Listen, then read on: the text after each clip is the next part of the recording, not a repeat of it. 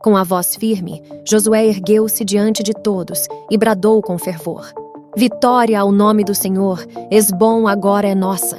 As palavras ecoaram no palácio de Hesbom. Todos os guerreiros, inspirados pelo líder, levantaram suas espadas em comemoração, emitindo um grito poderoso. Enquanto isso, no quarto de Ezequiel, Orem, aliviado por ver Baraquias são e salvo, o abraçou calorosamente. Baraquias, com um sorriso, expressou seu próprio alívio em ver Orem ileso. Em meio à conversa, Orem vai perguntar por Adira. Baraquias assegurou a Orem que Adira estava bem, mas compartilhou as preocupações dela. A fuga de Adira os deixara em perigo, e ela os havia visto lutando, temendo que algo terrível pudesse acontecer com Ezequiel e Orem. Com um leve sorriso em seu rosto, Orem expressou o desejo de vê-la o quanto antes. Baraquias, então, ofereceu-se para levá-lo até Adira. Orem, por sua vez, irá perguntar sobre o desenrolar da guerra. Eli, por sua vez, relatou que o rei Seom havia sido derrotado e Israel saiu vitorioso da batalha.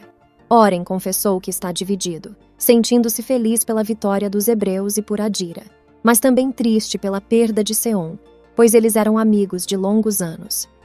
Em um momento de reflexão, Orem reconheceu a eficácia do exército que ele mesmo havia treinado e, com humildade, proclamou que o Deus de Israel era verdadeiramente poderoso, já que os hebreus haviam prevalecido contra um exército tão poderoso e bem treinado por ele. No palácio de Moabe, uma intensa discussão se desenrolava entre Betânia e Zur.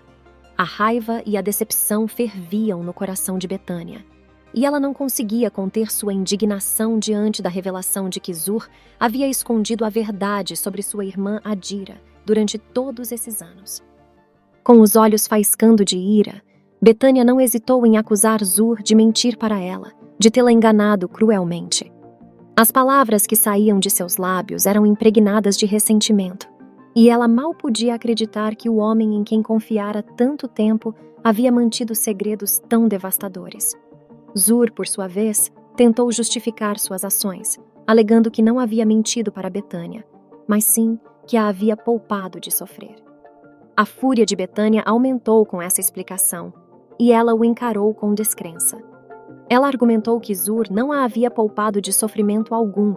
Pelo contrário, ele a havia feito sofrer ao mantê-la sem notícias de sua própria irmã. Zur defendeu sua escolha, afirmando que revelar a verdade a Betânia não teria mudado nada. Ele imaginava que Betânia poderia ter tomado ações impulsivas, como tentar fugir para Hesbom, e isso poderia tê-la colocado em grave perigo nas mãos de Balaque. A fúria de Betânia cresceu ainda mais, e ela perguntou com voz trêmula desde quando as ações dela eram da conta de Zur. Zur, com voz sussurrante, tentou explicar que sempre se preocupou com Betânia, especialmente depois que ela deu à luz a filha deles. Ele alegou que suas ações eram motivadas pelo desejo de protegê-la. Betânia, no entanto, não estava disposta a aceitar as justificativas de Zur. Ela o acusou de não ter o direito de manter seus sobrinhos afastados de sua mãe por tanto tempo. Ela o chamou de mentiroso e manipulador, acusando-o de usar desculpas para justificar suas ações.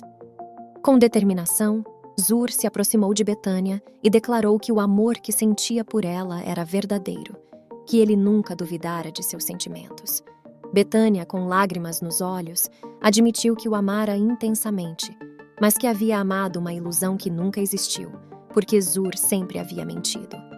No auge da discussão, a viva, com passos cautelosos, entrou na sala e flagrou Zur e Betânia no auge de sua acalorada briga. Desconfiada e preocupada, ela perguntou se estava interrompendo alguma coisa. Adira e Zípora irão relembrar os dias de suas infâncias, quando compartilhavam a casa de seus pais com suas irmãs, destacando as divertidas diferenças de personalidade entre elas e suas irmãs. Adira, com orgulho, irá mencionar Jerusa, a irmã que sempre foi conhecida por ser atrapalhada, mas que surpreendentemente deu à luz gêmeos, fazendo Adira se encher de alegria e admiração. Zípora, compartilhando do mesmo sentimento, expressou sua felicidade pelo retorno de suas irmãs a Midian e por estarem morando novamente na casa de seus pais, onde guardam muitas lembranças. Entretanto, Adira não conseguiu evitar a expressão de sua preocupação sobre a guerra, temendo que algo de ruim tivesse acontecido com seu marido e seu filho em Hesbom.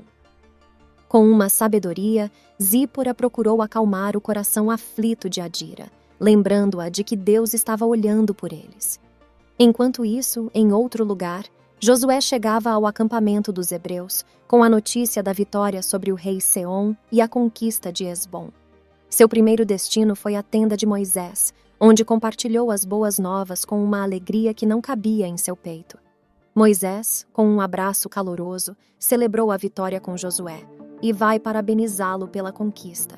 Josué, com entusiasmo, relatou que tudo havia ocorrido exatamente como Moisés havia predito, e agora Hesbom pertencia ao povo hebreu.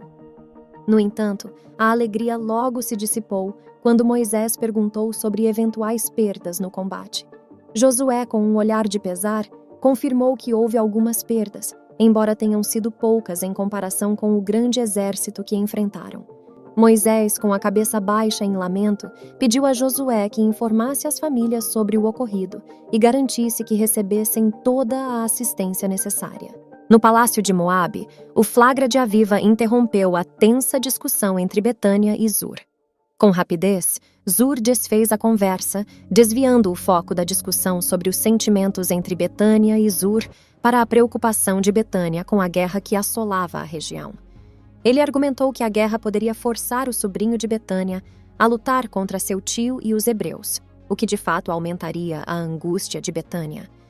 Aviva ingenuamente acreditou nas palavras de Zur e expressou sua própria visão otimista sobre a situação, afirmando que a guerra poderia ser evitada. Ela sugeriu que talvez fosse esse o motivo pelo qual Zur estava se preparando para partir. Ouvindo essas palavras, Betânia não pôde deixar de questionar para onde Zur estava planejando ir. Zur, segurando o ombro de Aviva, explicou que estava indo à procura de Balaão, pois Balaque acreditava que o feiticeiro poderia ajudar em suas questões. Zur sugeriu que essa era uma ideia válida. Olhando para baixo, Betânia sussurrou sua desconfiança em relação a Balaão. Zur, confrontando-a, perguntou se Betânia tinha alguma sugestão melhor para dar ao rei. Com tristeza nos olhos, Betânia admitiu que não tinha. Zur, com um tom de resignação, comentou que era exatamente o que ele esperava ouvir de Betânia. Aviva, diante do clima tenso, olhou para seu marido com preocupação e pediu para que ele voltasse para ela são e salvo. Ela abraçou Zur calorosamente, deixando Betânia com um olhar de ciúmes ardendo em seus olhos.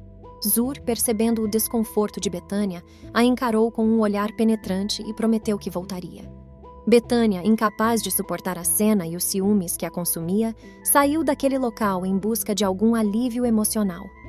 Enquanto Betânia se retira daquela sala, Zur não conseguirá tirar o seu olhar de Betânia, pois o seu amor ainda pertence a ela. Os homens que haviam lutado ferozmente contra Hesbom finalmente se aproximavam do acampamento hebreu, e com eles, Oreim veio ao encontro de sua esposa.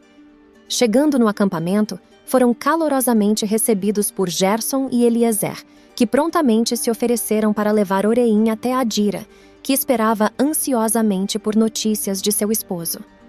Os olhos de Adira brilharam de alegria quando viu Oreim entrar na tenda, ileso e são. Ela correu em sua direção e o abraçou com força, sentindo o alívio inundar seu coração. No entanto, um olhar de preocupação logo se instalou no rosto de Adira, e ela perguntou ansiosamente por Ezequiel. Porém, com cuidado, escolheu suas palavras e assegurou a Adira que Ezequiel estava bem. Ela soltou um suspiro de alívio e agradeceu a Deus por mantê-lo a salvo. Curiosa sobre por que Ezequiel não estava ali com eles, Adira indagou a Oreim. Ele hesitou por um momento, mas decidiu não mencionar a lesão de Ezequiel. Em vez disso, explicou que o rapaz havia ficado em Hesbom com Jair e Talita, pois não queria preocupá-la. Em seguida, Adira apresentou Zípora a Oreim. O esposo de Adira sorriu ao conhecer a família de sua esposa. No palácio de Hesbom, Zur estava pronto para mais uma missão atribuída por seu cunhado. Balaque, com olhos sérios, deu a ordem. Zur deveria trazer Balaão até ele. Zur, pronto para mais uma missão, respondeu que os príncipes estavam o aguardando e que eles já estão de partida. Balaque, por sua vez, lançou um olhar penetrante a Zur e o advertiu a não decepcioná-lo desta vez. No entanto, antes que a conversa pudesse continuar, um oficial do rei irrompeu na sala, trazendo consigo notícias de Hesbom. Balaque, ansioso por saber o desfecho da guerra, perguntou com urgência se a batalha havia terminado. O oficial, com pesar em sua expressão, foi direto ao ponto, informando que Hesbom havia sido tomada pelos hebreus. O olhar de Balaque ficou vago diante dessa notícia devastadora, e ele imediatamente perguntou sobre Seom. O oficial confirmou com tristeza que Seom estava morto. Balaque, abalado pela revelação, dirigiu seu olhar ao oficial com uma mistura de tristeza e horror. Engolindo em seco, Elda pediu ao oficial para confirmar a certeza da informação. O oficial confirmou com um aceno de cabeça, reafirmando a terrível notícia. Com o coração pesado, Balaque voltou sua ira para Zur, lembrando-o de um fracasso anterior, quando não havia conseguido derrotar o exército amorreu. Balaque, enfurecido, declarou que agora as terras que antes eram suas pertenciam aos hebreus, classificando a situação como inadmissível e absurda. Zur, com uma voz serena, complementou a observação de Balaque, destacando que essa reviravolta demonstrava claramente o poder do Deus dos hebreus. Balaque, com voz embargada pelo medo, ordenou a Zur que fosse imediatamente buscar Balaão, reconhecendo que apenas o feiticeiro poderia ajudá-los nesse momento sombrio. Um sentimento de temor e apreensão se apoderou de Elda e Balaque, enquanto compreendiam a magnitude do poder que estava por trás dos hebreus.